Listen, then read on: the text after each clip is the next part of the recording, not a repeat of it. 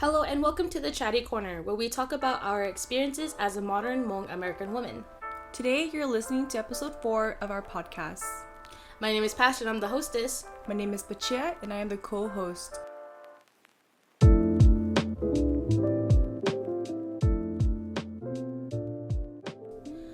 So, in today's episode, we're going to be talking about finding our identity.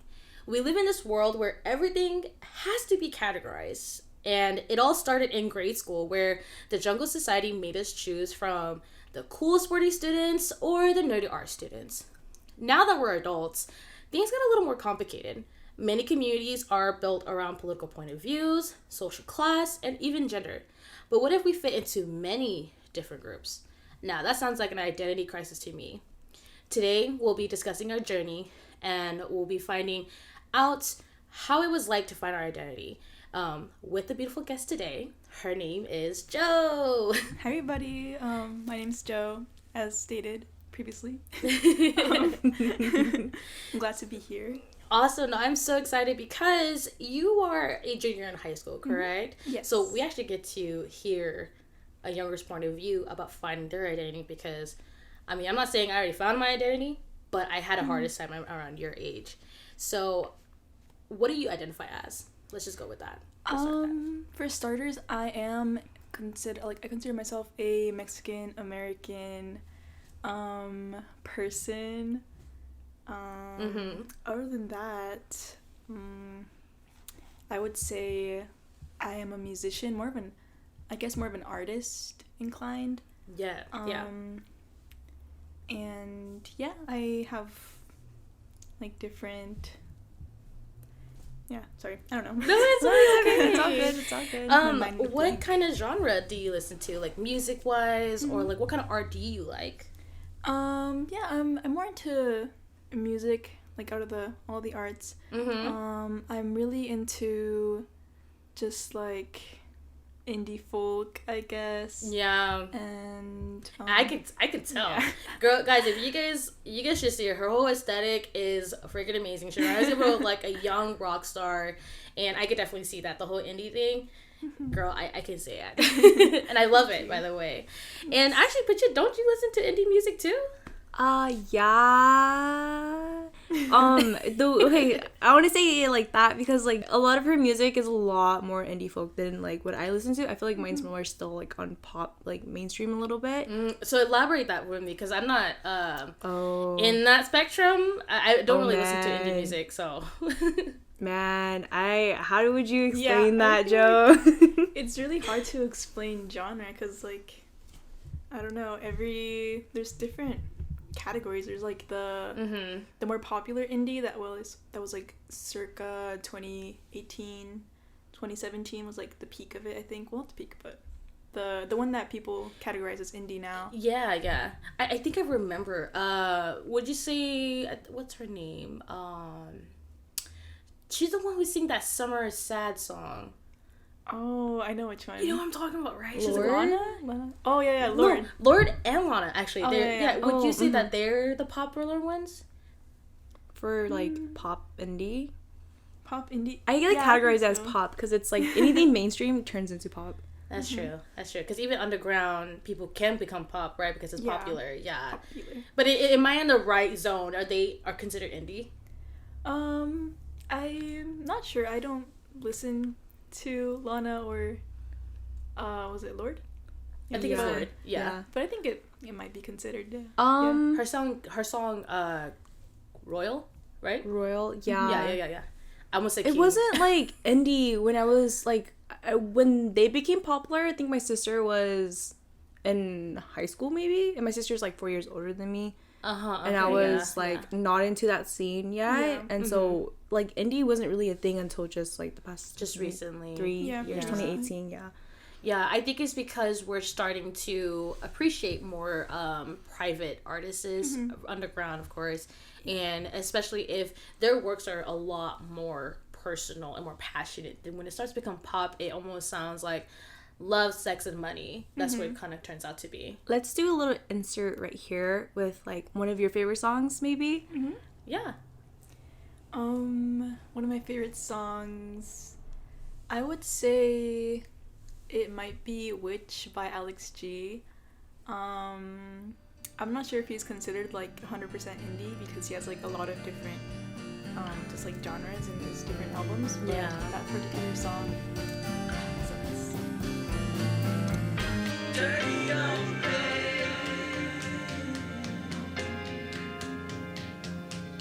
He lost his mind.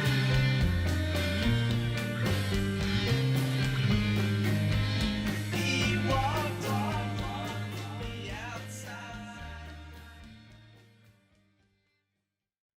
Okay, well, let's focus on some other juicy questions. I hope you're okay with it, Joe. Yeah, of course. That's the way. I know that, Joe, you're still in high school, Mm-hmm. right? But maybe you might be more self-aware of your own, of which status quo you're in. But based on the status quo, what group would you say you're hanging out with? And now for Prachi and I, what group did we hang out with in high school? So, yeah. Group? Well, I think where I go to school, it's the Valley. There isn't much like of anything, or there isn't a lot of different like stereotypes in high school, or maybe like it's just me who perceives it that way. But I think in my school, there isn't really like the jocks or anything like that. But What's the population? the population, I think that Of would the help Valley? us imagine how many people actually go to your school. oh, my school, I'm not sure. I think it's like pretty big actually. It's like 1,000 maybe.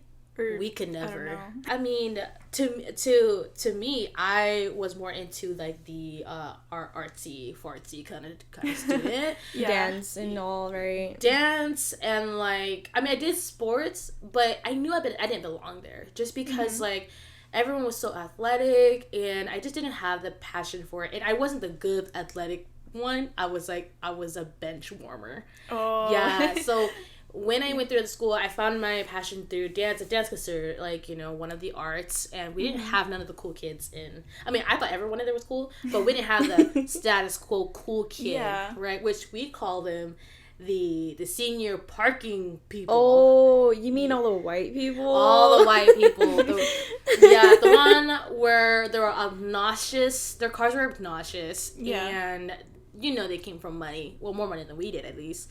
But we had, like, a senior parking spot. And that's where they were all at. Oh, yeah. I mean, not only seniors parked there. There was a whole bunch of other ones, too. But it was mainly seniors.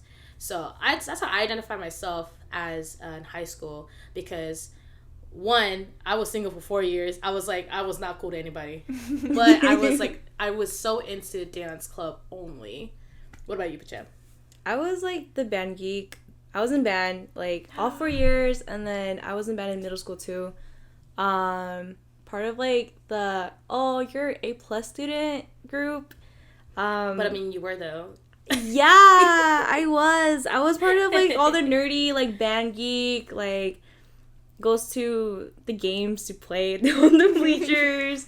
All I ever did was read and study.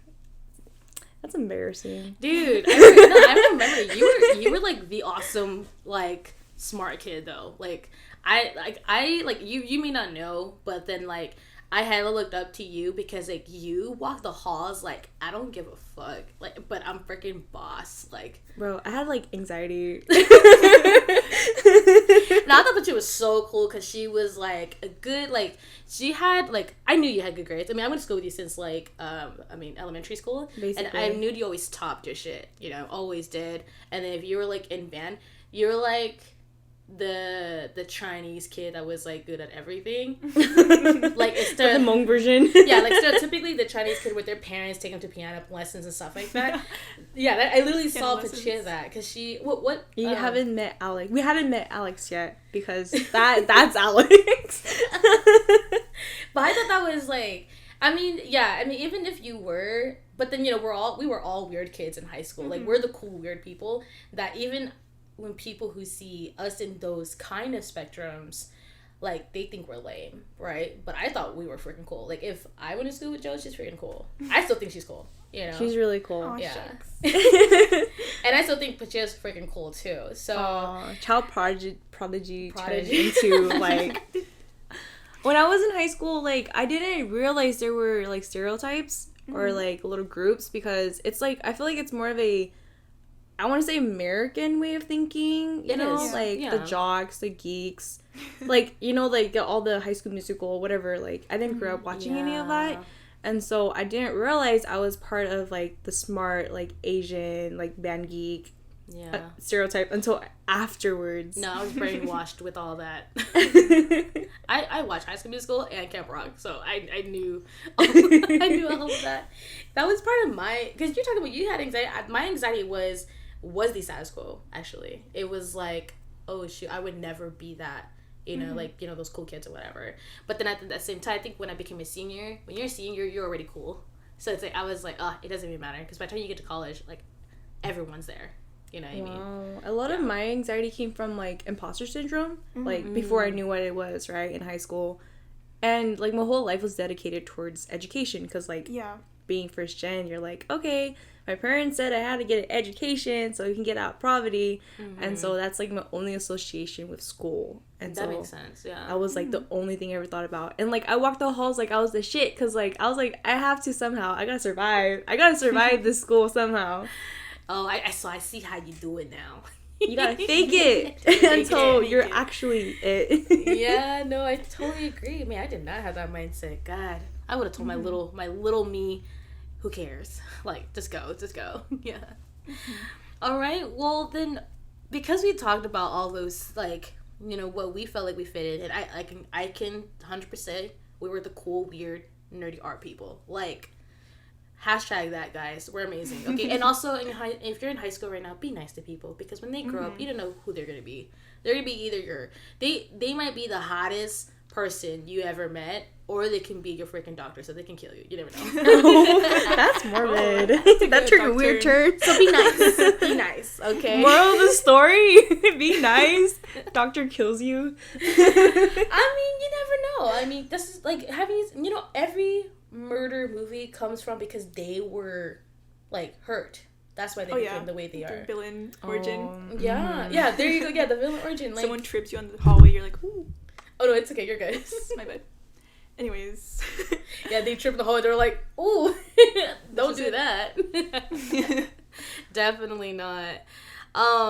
Well, even if we identify ourselves like that when we were in high school, I know we had probably our own personal identity, right? Even if that's what we saw ourselves, there's more deeper into that. We're like an onion. There's more to find, right?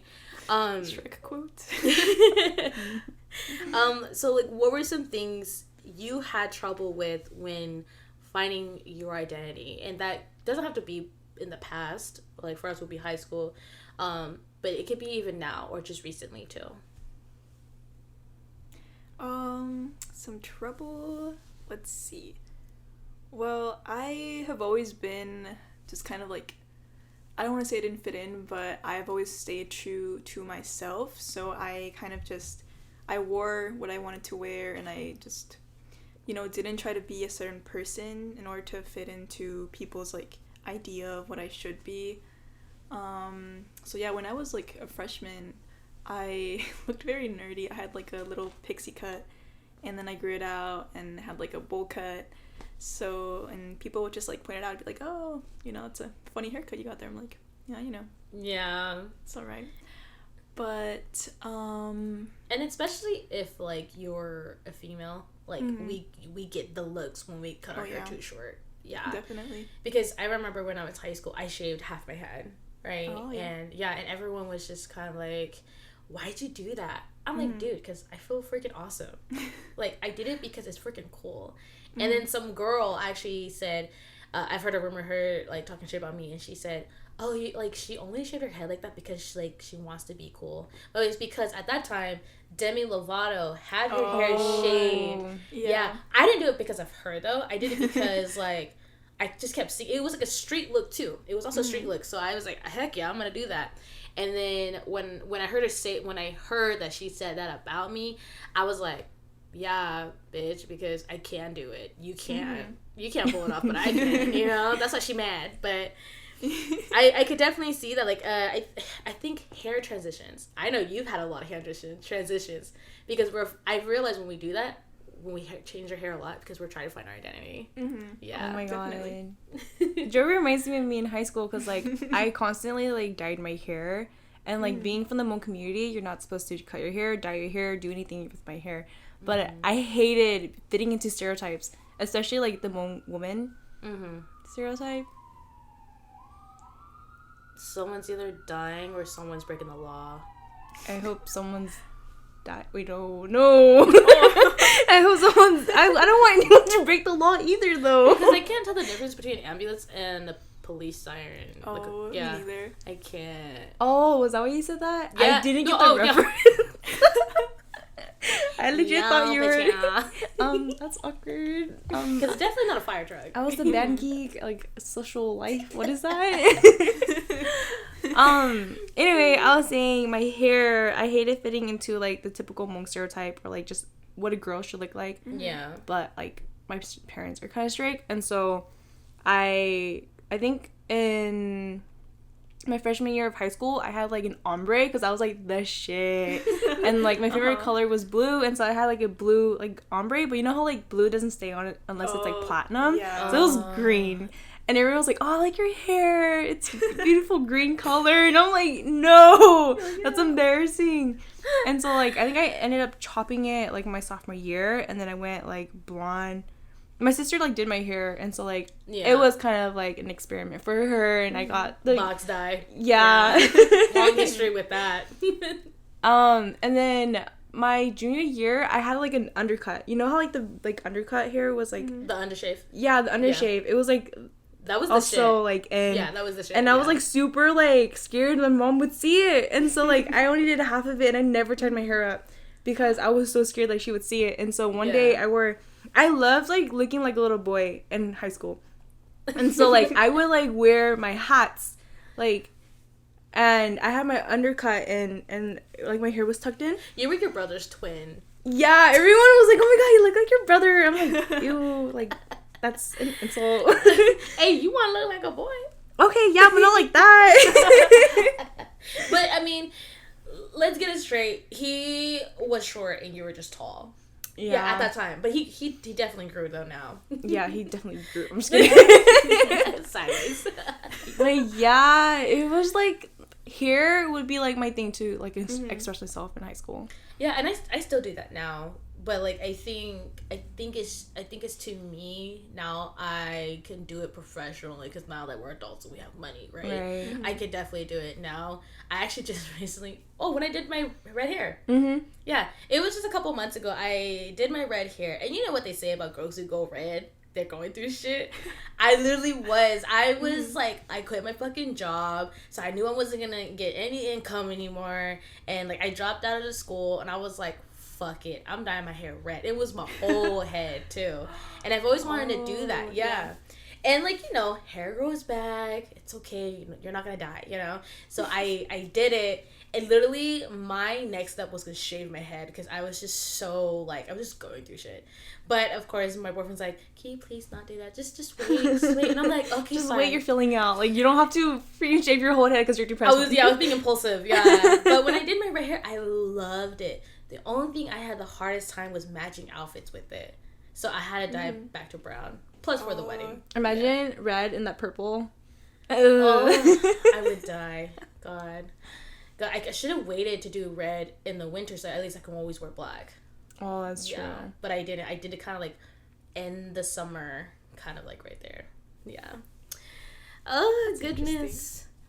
Okay, so with the crazy hairstyles, I mean, we all three can definitely relate. I mean, come on. We're art students. We're definitely going to mess around with our hair.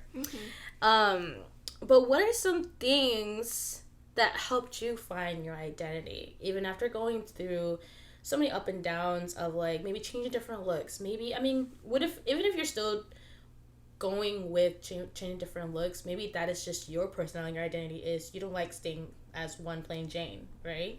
But maybe something internally, what is something that you felt accepted, and what actually helped you with that? For me, I think it wasn't until college that I learned about identity. Like, I don't know if it's the same for you, because, like, I know this era is a little different in terms of, like, knowledge with identity, Oh, yeah, for sure. sexuality, all of that, right? And so it wasn't until college that I got introduced to the idea of, like, what's your identity? And I'm like, you know what? I've never really asked myself, you know, like, I know I'm Hmong American, I'm a girl, you know, like, what else? But you there's know? so much more. There's so much more to that. And then I learned about intersectionality. And I'm like, oh, okay, everything makes more sense. Because, like, growing up, I'm like, okay, I don't know who I am. I don't feel like I fit anywhere. And then they're like, oh, it's okay to be everything you are. And I'm like, what? Like, Yeah. that's a thing? No, seriously. Like, I agree. I'm actually, because Joe's so cool, and I'm not saying sarcastic because she's freaking cool, guys. I wish I was that cool when I was younger. But in your generation, because it's totally different compared to us. Oh yeah, definitely. Like, what would, I guess you can say is, let's just say if we were your age, what would you say to us? You know, how did you get that kind of knowledge, I guess, in your age? Because we didn't get that, you know? I guess the internet plays a humongous part in that. Like, we grew up just, like, completely bombarded with so many different forms of media and just complete access to basically everything. Yeah. So what was the question again? Oh, like, basically Sorry. kind of like, what would you say to, like basically people like us if we were your age, you know, like, Oh, yeah. who doesn't have that kind of knowledge, but you do? Because I know there are some kids that are probably your age who don't know none of this, right? But you're just fortunate to have, like, all that information and to accept it so well, you know? So what would you say to them? Well, I don't want to say, like, the most cheesy thing, but definitely just let go and stop thinking about what others will say or think about you, and just, like, try to find yourself through just trying out different things, like art, or just find, like, a hobby that you love. Yeah. And just try, like, to dabble, basically, to dabble in different things. And it's okay, you said, because we say cliche shit all the time on this podcast, but I mean, but things are cliche Embarrassing. for a reason, though. As long as you don't say live, laugh, love, we we don't allow that here. die. Eat shit and die. We were just talking about, like, cringy Oh, quotes yeah, yesterday but- on the way home. Oh my god. I'm sorry. If you have a live, laugh, love, I'm gonna take that down and put eat shit, die. Like, or eat shit, sleep. Like, I'm gonna do that because honestly, we're past that. That was so, like, what, 2012? Yeah. Yeah. I really liked how you pointed out, like, dabble on whatever you want to do, because I think in our generation, it was, I feel like it's the same still, except it's a different mindset. Like, it was, you have to know what you want to do, right? Like, college, like, know your major, know your career. Yeah, and at such a young age, too. Yeah, and I definitely, because, I mean, even then, I didn't even know either. Like, I was just, like, lost. But I think it was also because you and I had such the pressure of, we already had our future set for us, right? So I don't know how your parents are, but I've been told they're laid back and super cool, too. Oh, yeah. Yeah. You guys heard it. No one says their parents are cool. So, but Joe's cool, and she said her parents She are cool. literally, like, said, yeah, they're cool. I know, like, not really anyone says it, but Joe said it herself. That's why they, you know, gave birth to a cool person. But, like, because for us, it was like, no, you're going to school, because when you go to school, that equals money, right? Well, they never knew it equals debt, too. You know what I mean? So that was the only, we had one, like, linear line of, like, how to be successful. But it's, like, with, I guess, more educational parents, they are the ones who are like, you can do whatever you want, just make sure that you can survive. You know what I mean? And if you need help of how to be successful in that, whatever you love, we will help you. You know what I mean? Either it's something we don't even have the knowledge about, we'll figure it out, you know, kind of thing. So I really love that, because, like, it comes from how your upbringing is, right? So I want to ask, I don't want to, like, I assume some things, but, like, I'll just go ahead and ask, like, Yeah, of course. because I know your parents are super big on education also, but I know Yeah. they take a whole different approach to, like, encouraging education. Yeah, basically, the thing that they don't want us to like do at all ever is to be, in Spanish you say ni, like ni trabaja ni estudia, which means you don't work and you don't study.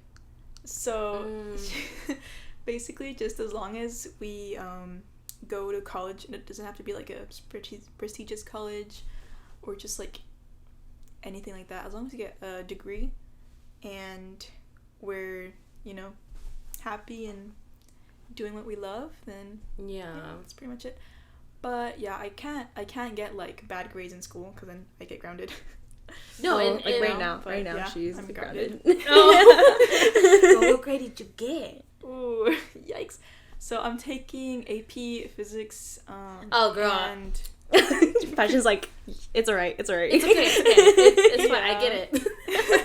So I'm taking AP Physics and Pre-Calculus, and I was kind of struggling with it a bit.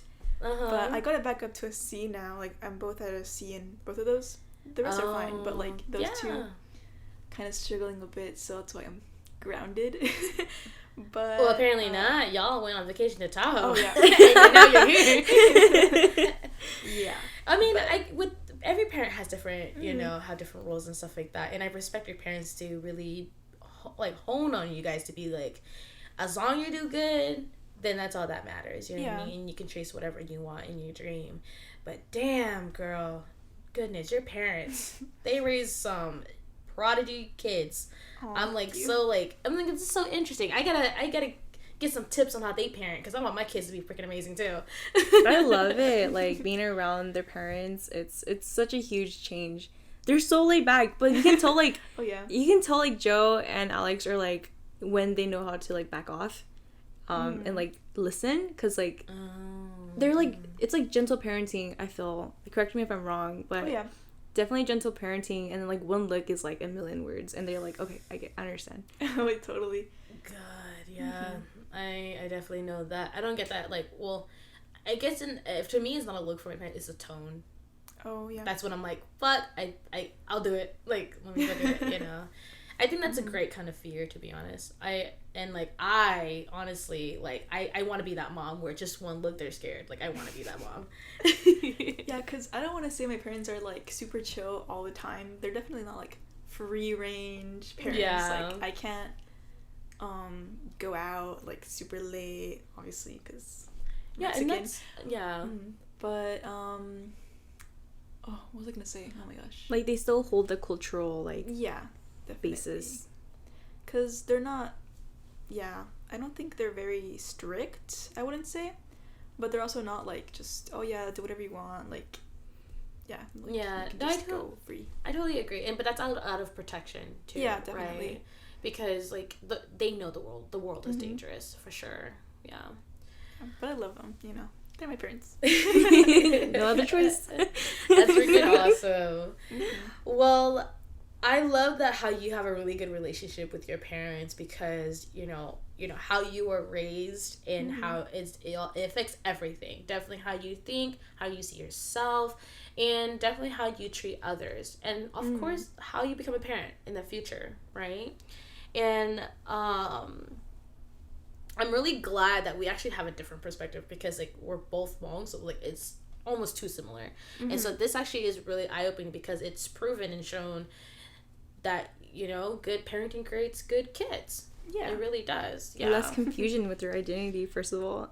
Oh, yeah, definitely. It's, like, awesome, you know, when you let your kid, like, explore, and they're like, okay, I like this, and you let them stick with it, and you're like, you know, you're not always, like, afraid to, like, be who you are, because then I feel like as a child, like, you look towards your parents for approval first.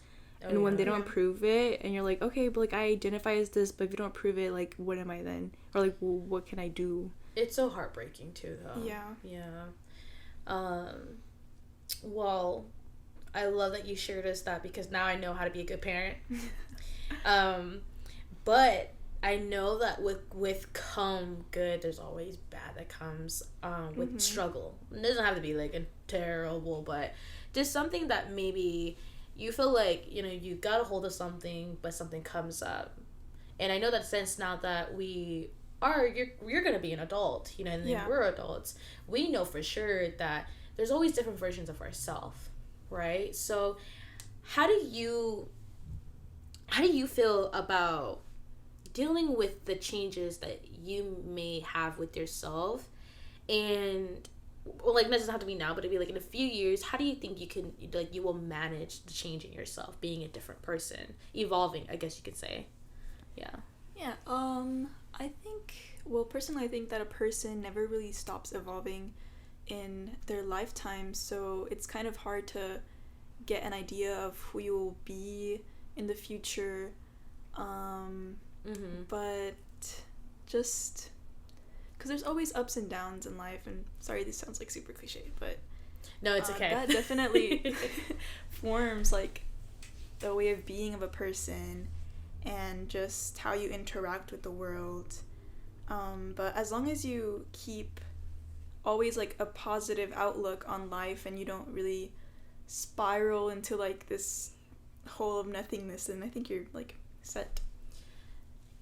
Guys, you guys hear it from Joe, man. I She's really grown up at her age. Like, gosh, oh my god. And it's a good thing too. It really is, because I can see you still so youthful. You're still so youthful, but like, and you're not ready to, like, you're not hurry. You know, you're not in a hurry to be a grown up, because I think that's when little kids want to hurry up and grow up. No, I'm the opposite of that. Yeah, it's so bad, because it's like, you know, they didn't really develop the fun part of being like a kid, you know, and so they turn out weird, like, well, not weird in a good way, weird in a bad way, you know what I mean? Identity crisis times 10. No, and they get mental breakdowns. Like, I read about it all the time, about kids where they have to grow so fast, and they're much younger than Joe now. Like, they are like 5th grades, and they have to take care of their own siblings because parents all cracked up or something, you know. So I really love that you have such a mature mindset. That's what it is. Yeah, I love it because, like you pointed out, like, she's not ready to grow up yet, and it's a good thing. So, like, she still has like that, like, child mindset, not in a bad way, but like, you want to have fun, but then you also are really mature about how you see the world. You know what I mean? It's like the two opposite lives or two opposite worlds kind of collided, and it gives you Joe, and like, it's like beautiful. I love it. Oh, thanks, guys. Well, I was never the way that I am. Well, I was, but like back a few years, I was very like I guess negative, but yeah, I would go into like these spirals about like life, and I'd be like, oh, why am I living? Like, everyone goes through that, girl. You're good, because I think from time to time I still have those kind of thoughts because I feel stuck in life, right? Like, can I even move forward? No, it's totally understandable. If you don't mind speaking about it a little bit, because I know, like, it's at a really young age, it's really hard for like a teenager to go through that, because I know I definitely went through that, and it took me a lot more time to go through and process through everything. So, like, did you have, like, would you say, like, people like you could talk to, like, what would you say was like your biggest help during that time for you? My biggest help, I never really talked to like people I knew outside of like my home about it. Mostly just my mom. She's the one that like kind of pulled me out of that mindset. I went to therapy for like a little bit, and then I quit because I didn't like it. Me either, girl. Like, nope. You just gotta find the right one, I'm telling you. Passion's advocating over here. Well, because I think, and no, I understand. If it's a shitty experience, like, don't be afraid to try it again. Because trust me, there's always that one therapy that will match your energy. I really think so. Because I can't say that my first experience was like 100% well. I didn't come out there crying. I didn't come out like I've seen Jesus. You know, I wasn't like that. I was in there kind of like, okay, because she's a white woman, so I was kind of uncomfortable talking to her, but then it was more like the advice she gave me that stuck with me, and I just hope that you guys can find someone who is like that. I heard you agree when she said it was a white woman. Was your therapist also? No, she wasn't white. I went to Mexico. Oh, okay. To get my therapy. In Spanish? And yeah, it was in Spanish. Oh, okay. I think that might have been why I didn't like connect with it immediately was because, well, since my first language was like Spanish, but when I moved to the US, I began to like, my internal monologue isn't in Spanish, it's in English. So like the switch from that, from a like Spanish mindset to a just English, kind of like just disconnected me from like that side of communication for me. That's true. So I feel like I can express myself better in English rather than Spanish, because it's just like I kind of forgot. Yeah, no, it definitely makes sense, because it's like I used to be able to understand so much more when I was younger, but because I've come from going to school strictly English, and teaching, I've kind of lost it. So like whenever I hear like Patricia have a phone conversation with like her mom or sister or something, I don't know what they're really talking about, like not really, but like I've only known like the basic baby words that I can get from them. You could even say it's like losing an identity at that point. Right? Definitely. Losing, and then you're gaining something. You can also be gaining something too. How would you identify yourself? So I know you actually just talked about in the beginning how it's like music and but like into more of like interpersonal, if you don't mind going personal. It's totally cool. But like maybe go into more of like your culture and what you think yourself in your own mind, how you see yourself. Like, what do you think? Identify, I don't know, like I used to think a lot about my identity. I feel like as you do, like growing up, you're like, okay, like what do I identify as? I want to like belong, right? Like where do I belong? And so I feel like I've kind of found my identity as someone who I would not have identified as like in high school, because like I advocate for like Hmong people. That's weird. Like if you guys didn't know, like back in the day, like I hated my culture, I hated my heritage, I hated being like associated. I would identify as a Hmong American woman who is advocating for her own people in a subject that I personally had a lot of struggle with in my teenage years, which is like mental health. Because I definitely didn't really have anyone there for me during that time, and so like now I want to be the person that I wish I had during that time.